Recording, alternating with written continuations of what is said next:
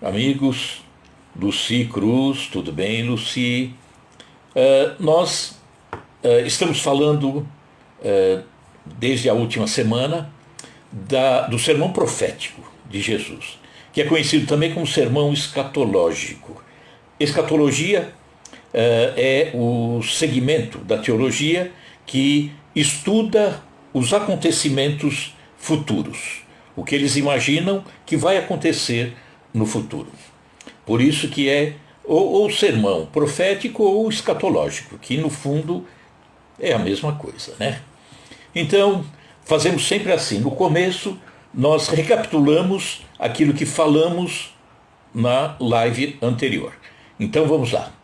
Esse sermão foi feito por Jesus praticamente no último dia, penúltimo dia, em que ele se encontrava em Jerusalém e que viria a ser morto logo em seguida, lá em Jerusalém. E nesse sermão ele falava de acontecimentos futuros. Há muitos anos, muitos, o povo se questiona. Fim do mundo, vai acontecer? É uma crença, né? Isso já virou filme, livros, isso aí vários séculos, né? Só que as pessoas falam nesse fim do mundo, acabar tudo, sem compreender, e fala em cima de crendices, né?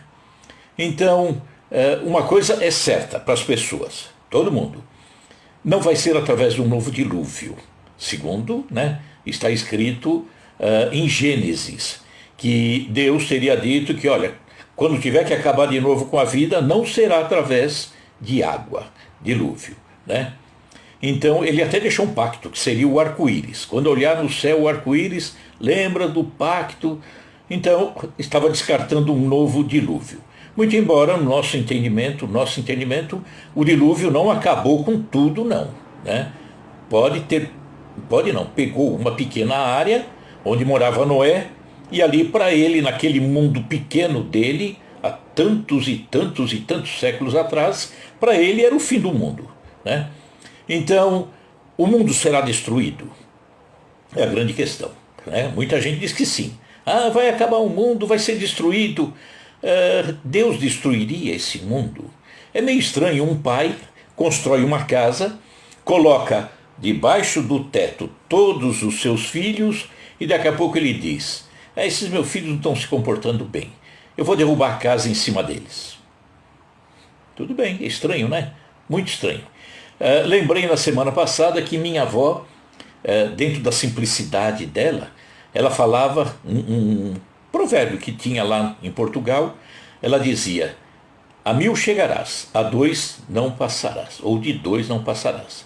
Então essa crendice vem de muito tempo. Então qual a origem dessas crendices? Vem do não compreender o sermão profético de Jesus. Porque Jesus, aparentemente, dentro da alegoria que era peculiar para o asiático, ele falou num fim. Mas que fim? Depois nós vamos entender, né?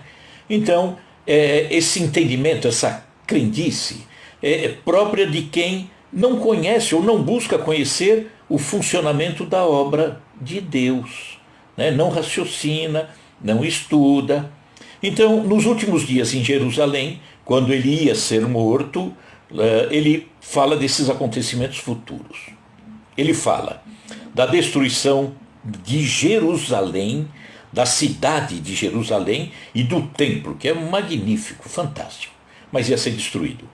Ele falava das grandes dores, ele falava do próprio fim dele, a morte que estava prestes a acontecer e a reaparição dele, que também aconteceria 3 dias após a morte. Ele falava da desolação, né? Aquilo que é destruído, desanimado, sem esperanças. Ele falava de fim de tempos, de eras, tá? Não o fim do mundo. Destino da humanidade, ele falava em julgamento, tudo numa alegoria, que precisamos raciocinar. Saindo do templo, Jesus diz: não ficará pedra sobre pedra. Acabaria tudo. Não só o templo, mas inclusive toda a cidade de Jerusalém. Então Jesus se preocupava em alertar as pessoas para estarem sempre se preparando para um fim. Um fim, todos nós vamos partir, né? E aparentemente é um fim, que não é um fim. É apenas uma mudança de local. Sairemos todos nós dessa vida aqui na Terra, né? Nesse período em que nós espíritos, estamos ocupando provisoriamente um corpo físico, e tem prazo de validade. Esse corpo físico chega um momento em que acabou. Ele fica aqui e nós vamos voltar para a nossa verdadeira casa. Então Jesus se preocupava em nos alertar para que a gente ficasse cada vez mais preparado. E aí ele se utilizava de parábolas, que nós falamos. A parábola dos talentos, que falaremos ao final desses comentários todos, a parábola das 10 virgens, a parábola da figueira, a parábola do mordomo, todas elas chamando a atenção da humanidade para se preparar para um momento especial. Tá? Então, nesta fase inicial, que estamos falando, esses comentários todos, né, falaremos como a humanidade, no geral, compreende, entende essa questão de fim de mundo, né, que não é nada disso. E no final de tudo, nós vamos fazer uma abordagem levando em conta o entendimento, né, que vamos angariando através da doutrina espírita. E aí nós vamos ver que é tudo tão diferente, é tudo tão racional, tudo tão lógico e sempre com esperanças. Isso que é o importante. Os estudiosos das religiões, eles dividiram esse sermão profético de Jesus em 3 fases. A primeira fase ele falava de Jesus, da sua própria morte, do seu reaparecimento, do seu ressurgimento após 3 dias, e falava também da destruição do templo e da cidade de Jerusalém.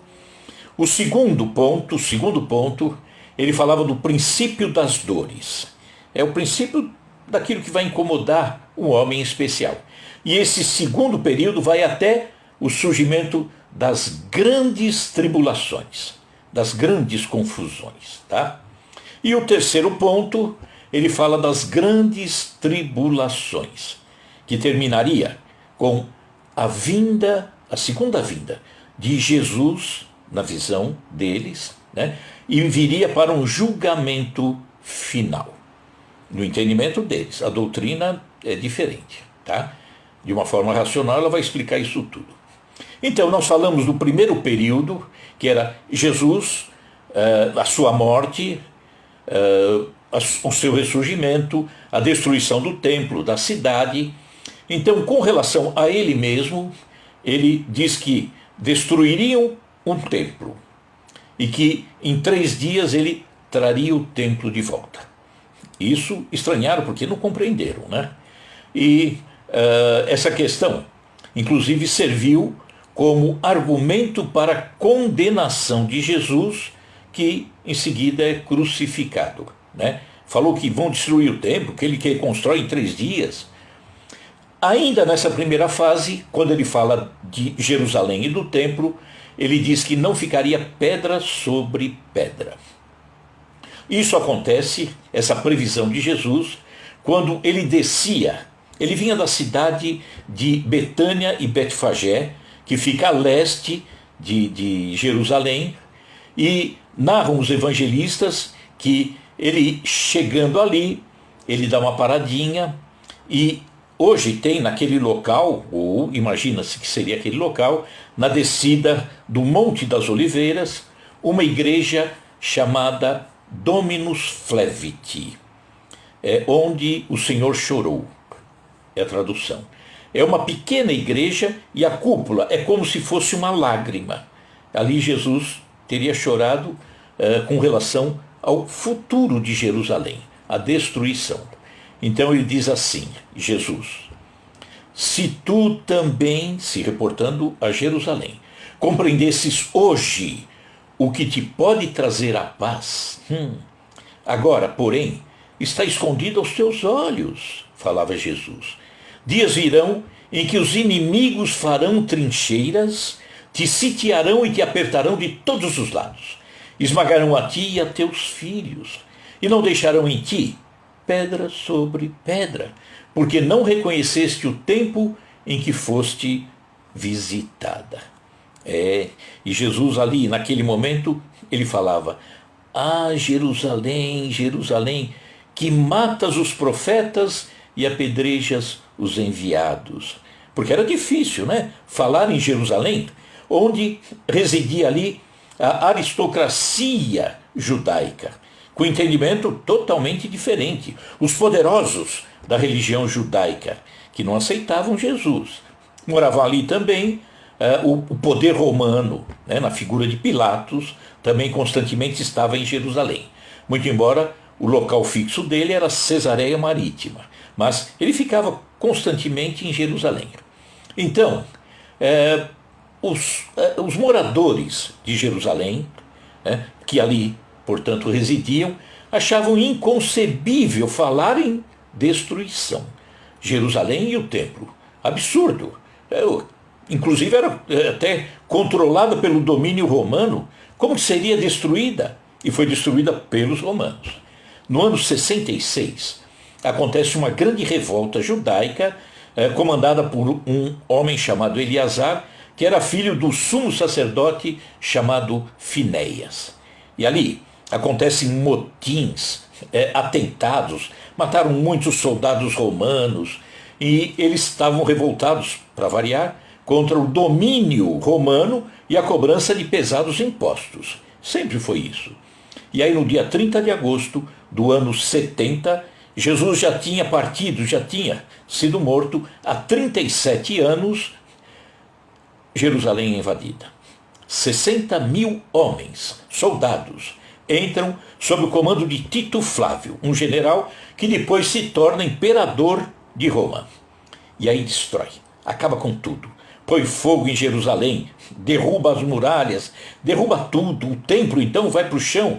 Até hoje, andando ali, a gente vê as pedras do templo caídas, derrubadas. Não foram nem retiradas de lá.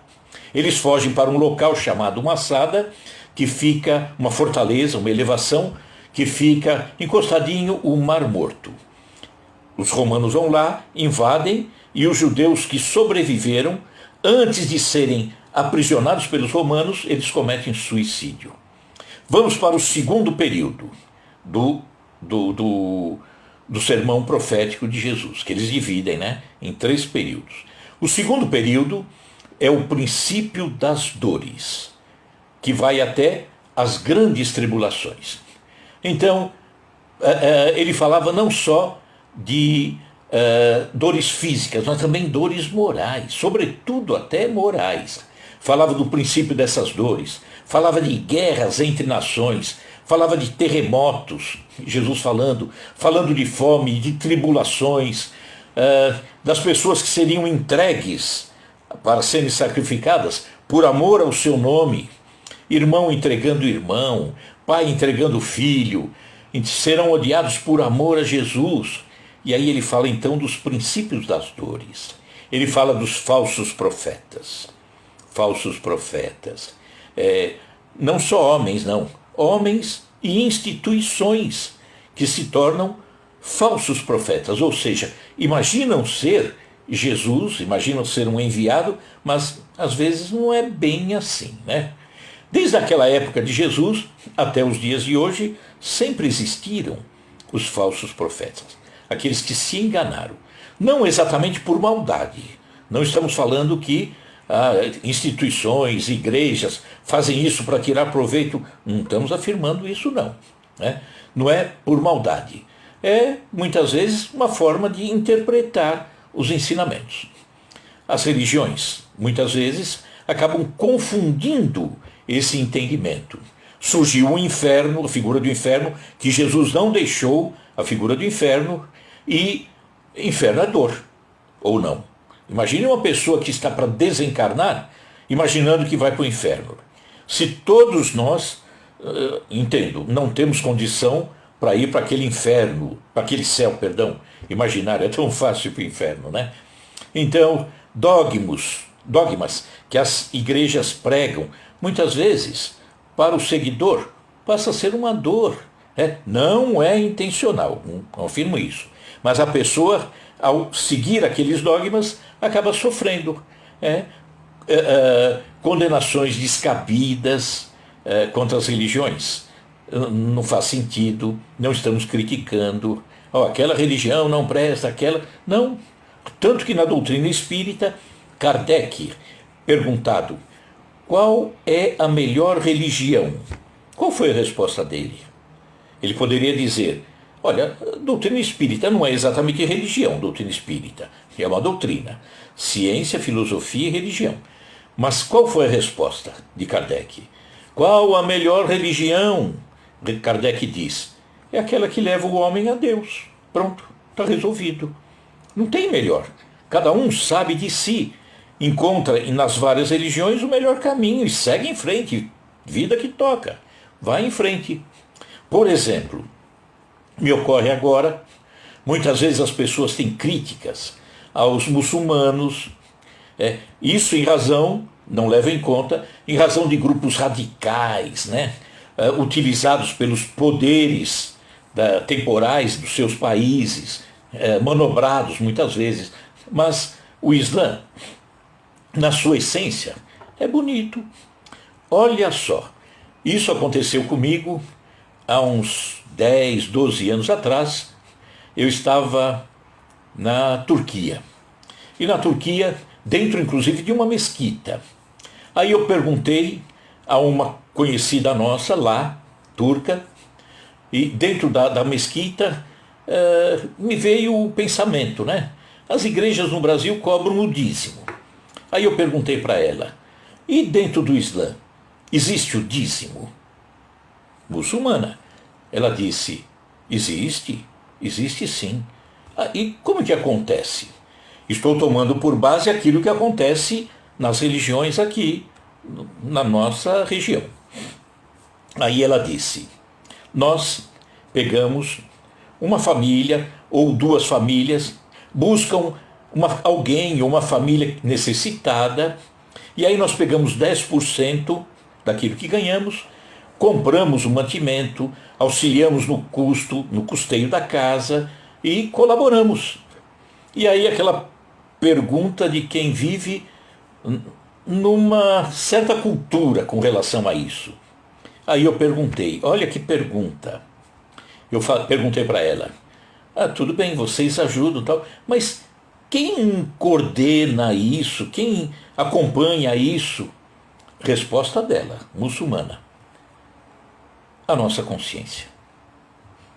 Falou tudo, E muitas vezes as pessoas criminalizam porque são intolerantes.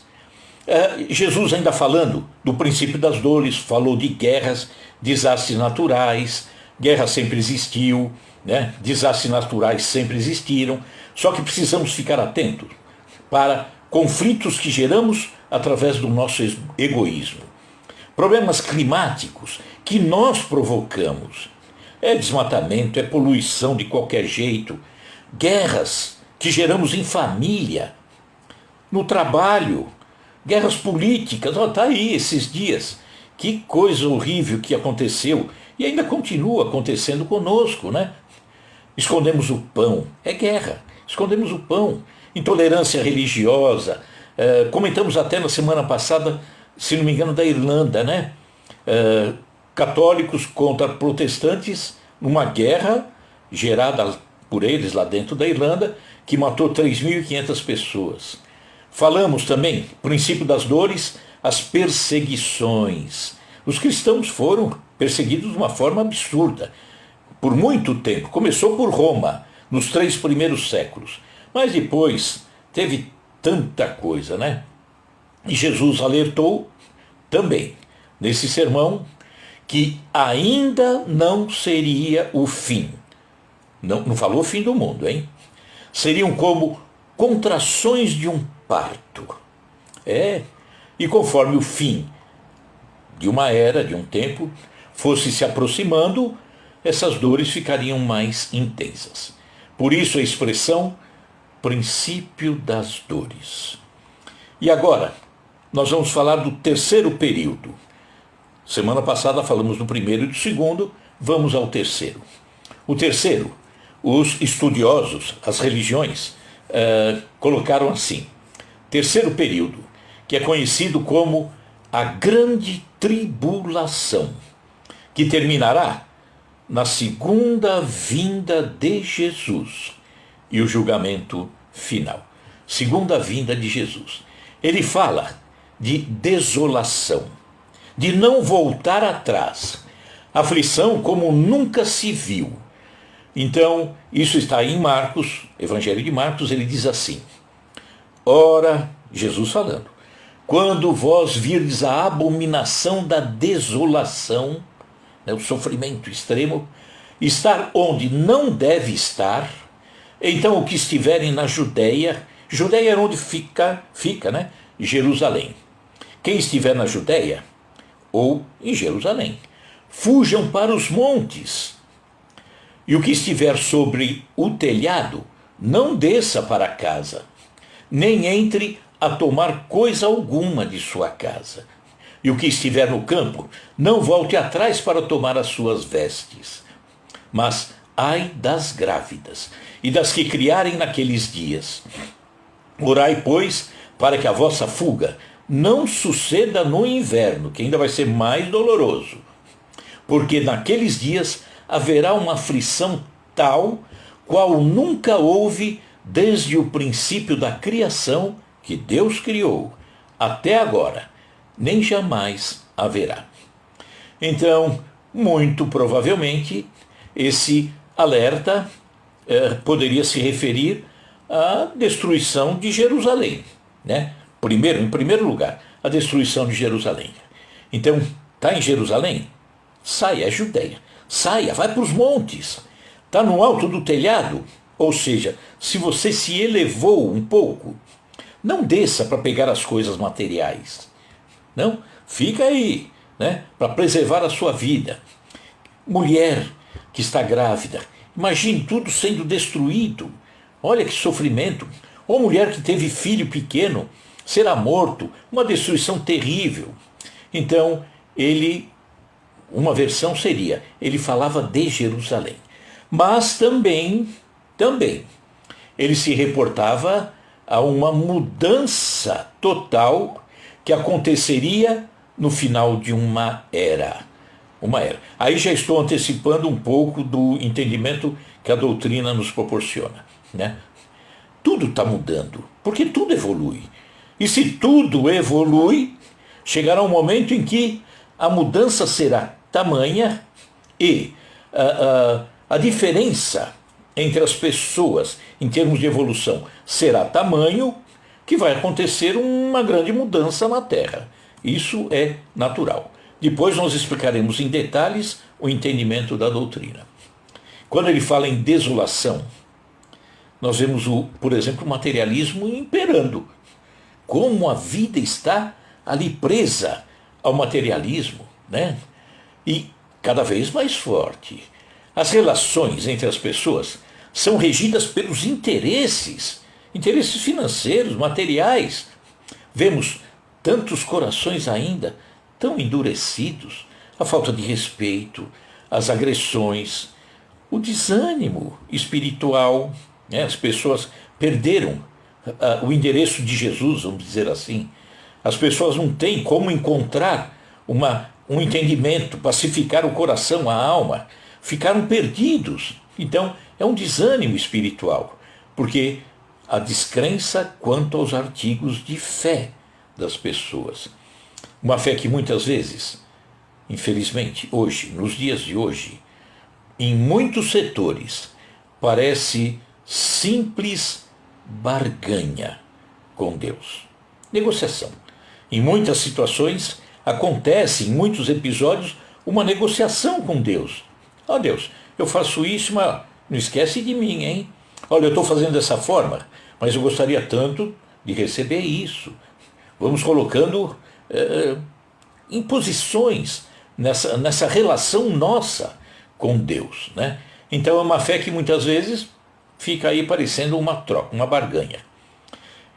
Nessa situação tão material, no qual o mundo está mergulhado, nós vamos ver que as pessoas vão adotando outros deuses, no lugar do verdadeiro Deus, sem se dar conta, né? Muitas vezes não é maldade, mas desviou a rota, até descobrir que está fora do caminho, até descobrir que aquilo não é o melhor, pode estar caminhando até na boa fé, não se critica não. Só que o caminho não está certo não, né? Então, homens negociando artigos de fé, homens vivendo, né, à custa da fé alheia, assalariados da fé, né? Então, um parênteses, né? Nós vamos falar um texto que fala bem a respeito disso. É uma psicografia do nosso querido Chico. Jesus, quando estava iniciando a sua caminhada messiânica, que durou 3 anos, começou lá na Galiléia, na parte norte, e que terminou na Judéia, onde está Jerusalém, que fica mais ao centro. Quando ele começa a caminhar e os discípulos, que seriam futuros discípulos, começam a se aproximar dele, imagine o carisma de Jesus, né? O magnetismo de Jesus. E aí as pessoas começam a seguir, os 12 discípulos vão se aproximando dele, e aí, num dado momento, Jesus, vendo que eles o seguiam, não sabiam bem porquê, né? Mas aí ele se volta aos discípulos e pergunta a eles: que buscais? Vocês estão me seguindo, mas estão buscando o quê? Então, isso está no Evangelho de João, no capítulo 1, versículo 38. Que buscais? Então, nessa mensagem de autoria de Emmanuel, ele diz que a vida, a nossa vida, ou a nossa existência, é um conjunto divino de experiências. Nós, espíritos. Nós somos espíritos criados há muito tempo. E que vem, volta, vem, volta, vem, volta. Então, nós somos um conjunto divino de experiências. E é uma soma de conhecimentos. Porque todo conhecimento nosso, o que fizemos de certo e errado, está guardado aqui dentro, em nós. E aí, Emmanuel diz que os valores religiosos, ou seja, os valores aqui do sentimento, é a mais importante tarefa que nós temos que executar, porque é ela que nos aproxima do Pai e que nos aproxima, em primeiro lugar, do irmão. É muito importante isso. E aí, aproximando do irmão, estamos nos aproximando do Pai. Então, é a mais importante tarefa. Só que os homens acabam levando a esse departamento divino, que é a busca dos valores religiosos, acaba levando os seus sentimentos que foram viciados pelo materialismo, pela dor, pela dificuldade, pelo sofrimento. Então ele acaba procurando os valores religiosos, mas leva os seus sentimentos viciados por isso tudo. E leva num jogo de interesses egoísticos. Por quê? Porque quem sofre quer sair da dor. Quem tem uma dificuldade quer sair do problema, né? E aí Emmanuel diz que os templos de pedra, ou os locais onde se fala de Deus, né, eles estão cheios de promessas injustificáveis. Todas as religiões, todas, incluímos a doutrina espírita, sem sombra de dúvida. Então, estão cheios de promessas injustificáveis. Feitos de forma maldosa? Não, não necessariamente. Feitos em razão do desconhecimento, de não parar e de analisar aquilo que está acontecendo consigo, de não conhecer o mecanismo das coisas. Então, vai para os locais de estudo, de aproximação com Deus, segundo o entendimento de muitos, e ali ele leva promessas injustificáveis. imaginando que Deus seja uma força subornável. Dá para subornar Deus. Uma força envolvida em privilégios e preferências. Socorrem muitos do plano espiritual. Vou lá falar com a espiritualidade. Vou lá num trabalho mediúnico. Ou vou lá junto ao reverendo, ao pastor. Alguém vai resolver meu problema. Né? Então, socorrem-se muitas vezes do plano espiritual para solucionar, às vezes, problemas até mesquinhos. Mas está lá, envolvido nisso tudo. E se esquecem que o Cristo ensinou, o Cristo exemplificou a luta, a necessidade do sacrifício. A cruz do Calvário é um símbolo vivo disso, do sacrifício. E nós estamos passando pelas dificuldades, mas eu quero me livrar dela. E é muito comum isso, porque o ser humano não é muito afeito a sofrer. Então, se tivesse uma lista, um abaixo-assinado para fugir da dor, talvez eu fosse o primeiro a sair correndo. Mas agora eu entendo, né? Não dá, não é dessa forma. Então, Emmanuel continua dizendo que quem deseja a liberdade, eu quero liberdade, então eu preciso obedecer aos desígnios supremos. Aí é que eu vou encontrar a liberdade. Sem compreender Jesus.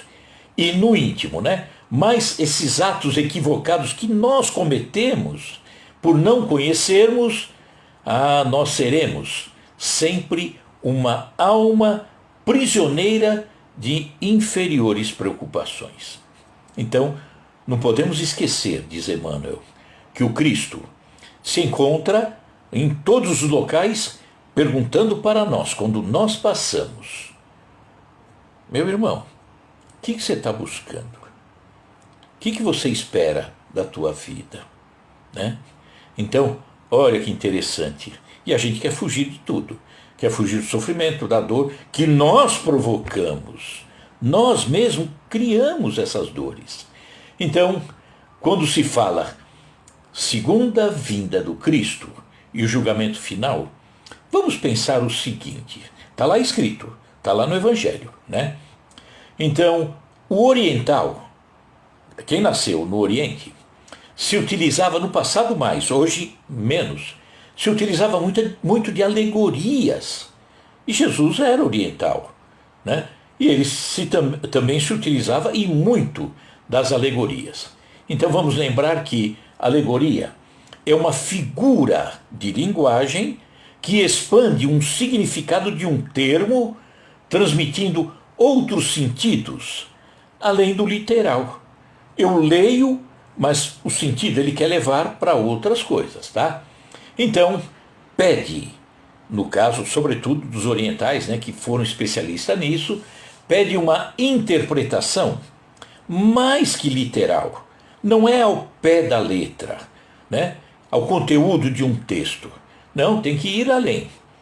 É partir do pressuposto que o texto que vamos ler comunica mais do que está posto, mais do que aquilo que estamos lendo. Isso era natural lá no Oriente, e Jesus era aí, de lá. Então, em Marcos, Evangelho de Marcos, capítulo 13, versículos 26 e 27, está escrito assim: E então verão vir o Filho do Homem nas nuvens, com grande poder e glória. E ele enviará os seus anjos e ajuntará os seus escolhidos, desde os quatro ventos, da extremidade da terra até a extremidade do céu. Então, isso é uma alegoria que Jesus deixou, está marcado lá.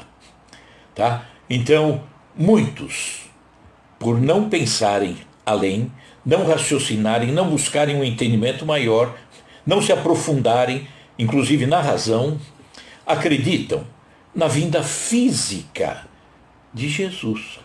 Ele voltando em carne, né? Montado num cavalo, cheio de pompa. E vamos recordar que há 2000 anos atrás, o judeu também aguardava a chegada do Messias, que era Jesus. Mas aguardava de que forma? O que ele imaginava da vinda do Messias? Ele viria num palácio, no meio da riqueza, né? Viria lá com poderes. E agora? E se Jesus voltasse fisicamente à terra? Já pensou como que ele seria recebido, né, nesse mundo tão material? E se a grande maioria sequer entendeu a mensagem dele, se a grande maioria nem procura compreender, nem procura raciocinar sobre a mensagem dele, ele seria reconhecido? Como ele seria reconhecido? Para mim, ele seria morto novamente. Muitos de nós o mataria novamente. Então, como, na minha posição, como acontecer, é o meu entendimento, o retorno, está falando da segunda vinda de Jesus, como falar do retorno de quem ainda não foi, nunca foi. No meu entendimento, Jesus nunca nos deixou. Jesus nos ampara sempre. Ele está sempre conosco.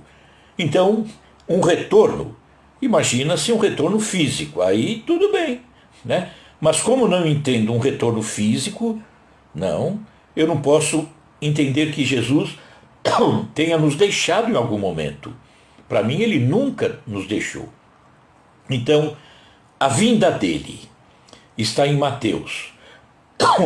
Mateus capítulo 24, versículo 26 a 27.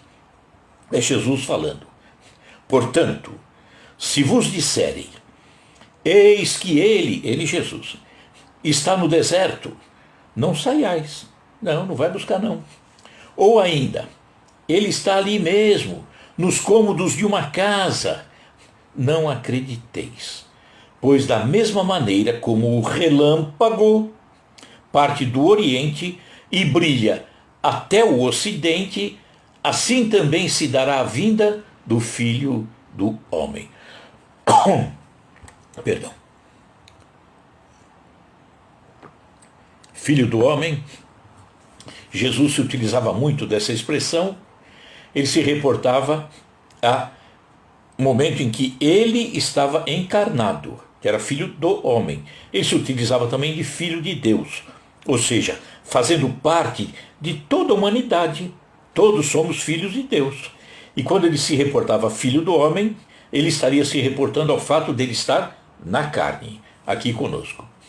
E aí ele falou, relâmpago, corre do Oriente para o Ocidente. Luz. Jesus é luz, né? Que abarca toda a terra. Então eu vejo uma luz que está aí, sem parar, em todos os instantes. Não nos deixaria órfãos, no meu entendimento, nunca. Então essa vinda de Jesus tem uma outra explicação, né? Por isso que ele falou, Consolador, que virá no tempo certo. Ou seja, uma orientação, eu entendo assim, uma orientação mais firme, mais material, que nós entendemos a doutrina espírita, que desembarca na Terra em 1857, quando o homem já amadurecia a sua capacidade de questionar as coisas, de raciocinar, de sair de crenças que não lhe davam a oportunidade de fazer a construção em pedra. E só na areia também não dá. Jesus falava, ou exortava, também a vigilância. Lembra que eu falei? Ele está nos chamando para construirmos dentro de nós uma paz. Por quê? Porque as coisas vão se modificar. A nossa partida, o nosso desencarne já é uma. O retorno para cá é uma continuação da evolução. Então eu tenho que estar me preparando sempre.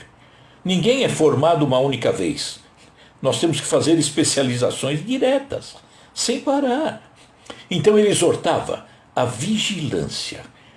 Marcos, Evangelho de Marcos, capítulo 13, versículo 33 a 36. Ele diz assim: olhai, vigiai e orai, porque não sabeis quando chegará o tempo. Alegoria dele, né? É como se o homem, ele explica uma historinha, né? Era fantástico, Jesus é fantástico. É como se um homem, partindo para fora da sua terra, deixasse a sua casa e desse autoridade aos seus servos e a cada um a sua obra, e mandasse ao porteiro que vigiasse. Fica de olho nessa turma aí. Vigiai, pois, porque não sabeis quando virá o senhor da casa. Ele viajou, mas quando ele voltará? Se à tarde, se à meia-noite, se ao cantar do galo, se pela manhã. Para que, vindo de improviso, não vos ache dormindo. E as coisas que vos digo, digo-os a todos. Vigiai. Não vos encontre dormindo. Grande parcela da humanidade hoje, do ponto de vista espiritual, está acordada ou dormindo. Muitas pessoas passam pela vida como se nunca fossem desencarnar, morrer, partir. A morte não faz parte do esquema. Parece que a morte foi tirada da vida dele. A primeira coisa que acontece com ele a partir do momento que nasce é começar a morrer. Prazo de validade. Então, muitos vivem como se não fosse morrer nunca. Só que no momento em que morrer, ele vai ver o quanto ele dormiu na caminhada. Tão pouco ele aproveitou dessa caminhada. E ainda se aproveitou alguma coisa positiva, menos mal. E aqueles que levam só compromissos para o outro lado. E depois, cheio de compromissos, num retorno, já estamos falando da doutrina espírita, num retorno, vai trazer o compromisso de corrigir aquilo que fez de equivocado, mas aí não suporta sofrer. Mas por que eu sofro? Meu amigo, olha a encarnação anterior, capítulo de novela. É o capítulo de novela anterior.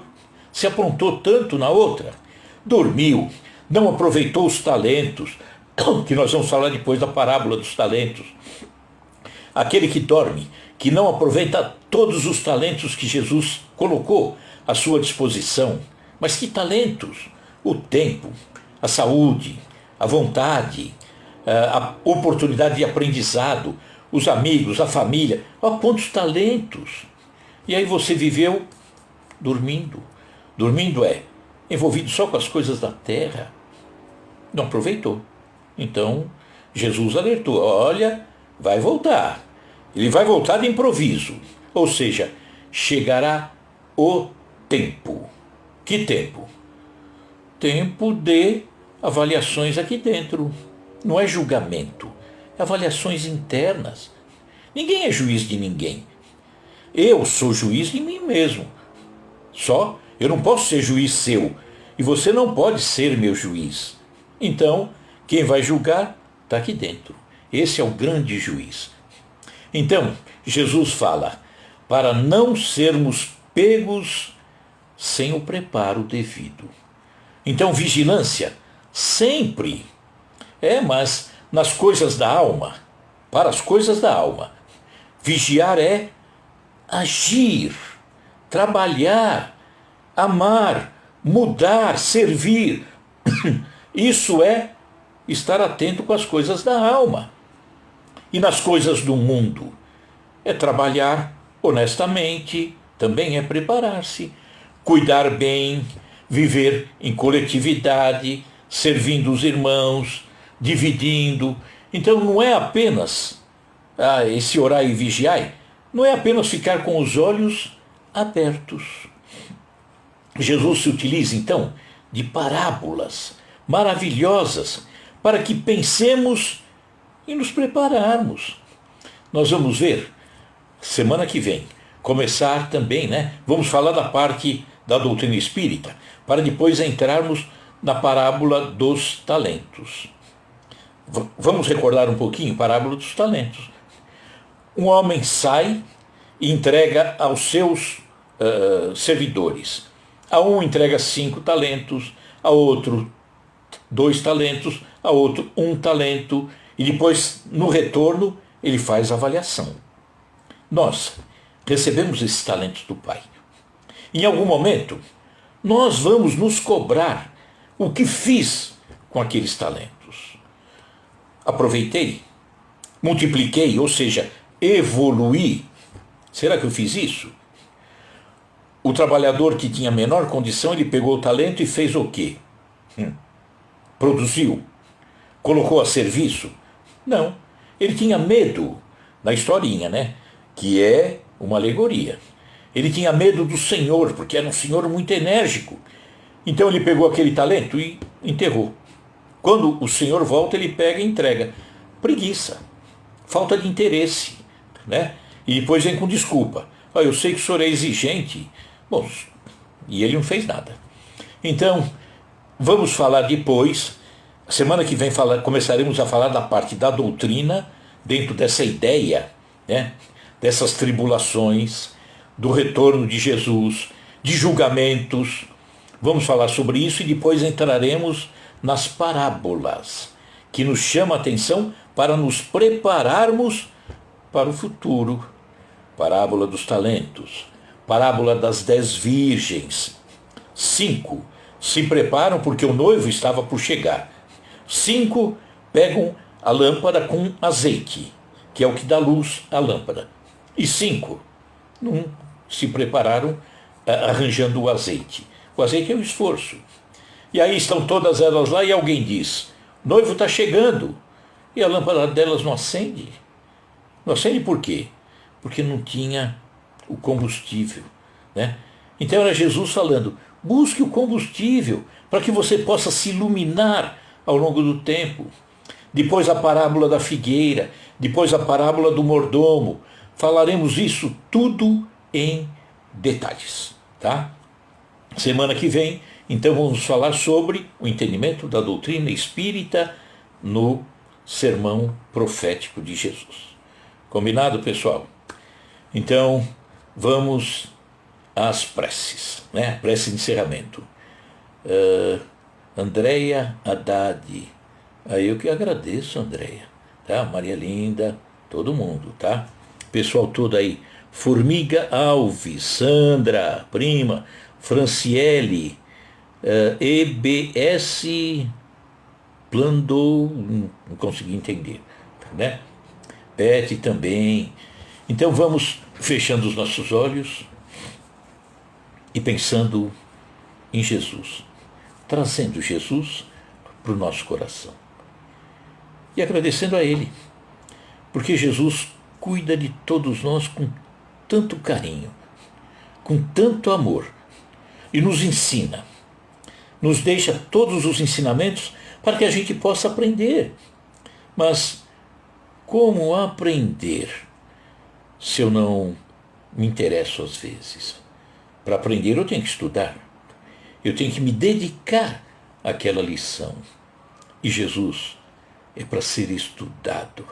A mensagem dele é para ser estudada, raciocinada, ver como entender as coisas, porque tudo vai ficando de uma forma tão clara, tudo vai ficando tão racional, tão lógico, que quando nós vemos um acontecimento, logo nos reportamos aquilo que aprendemos.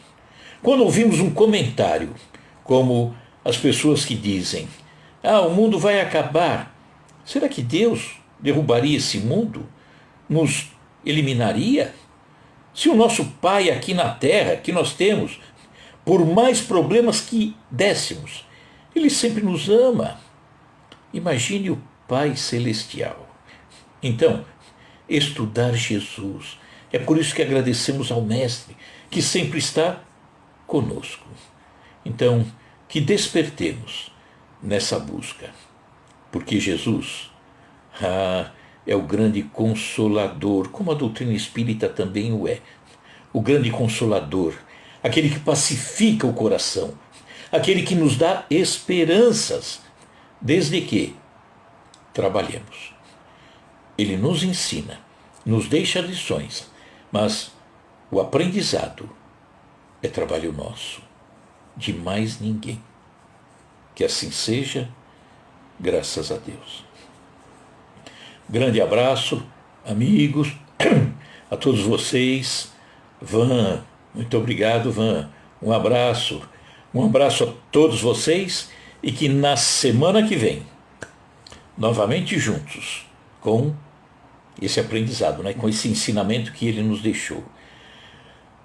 Continua a pandemia, hein? Fraquinha, mas continua. Então, álcool em gel na mão e Jesus no coração. Forte abraço a todos. Até a próxima, hein? Tchau, tchau. Muito obrigado, viu, pela paciência. Tchau, tchau. Tudo de bom.